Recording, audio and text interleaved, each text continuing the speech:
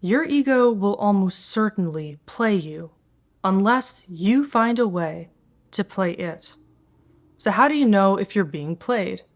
Very often, you don't. But the way to tell is if you feel controlled by your mind, if you feel manipulated by certain internal tendencies that are keeping you stuck,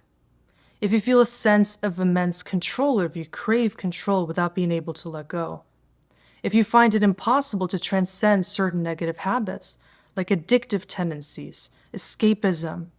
or different whims which are emanating from your ego compelling you to seek pleasure over the understanding of your internal pain.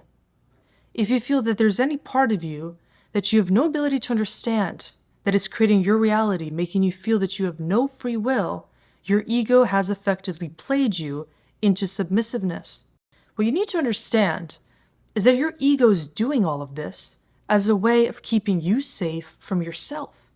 It thinks it's doing you a favor by keeping track of everything that has ever created pain in your past and allowing you to see that there is an easier, faster way to access pleasure. And so when it's guiding you to circumvent pain, what's actually happening is it's blocking off your ability to understand why that pain was experienced, because the ego's job is not to allow for self-actualization. It's mainly focused on allowing for self-preservation, keeping you in a fixed and stable condition where you're not able to even understand the deeper points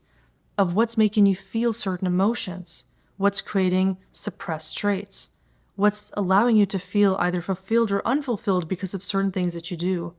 The ego is blocking you from even understanding yourself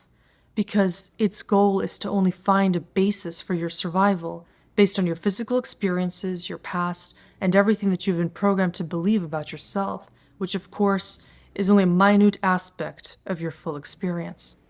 In order to understand the rest of your experience and the majority of what your soul wants you to be feeling in the here and now,